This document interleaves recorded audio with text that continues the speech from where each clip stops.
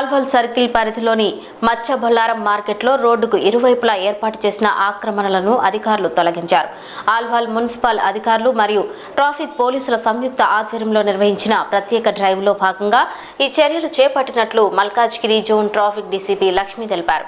CP Avinash Mahanti ఆదేశాల మేరకు market ప్రాంతంలో ట్రాఫిక్ ఇబ్బందులను తొలగించేందుకు ఆక్రమణలను తొలగించినట్లు చెప్పారు.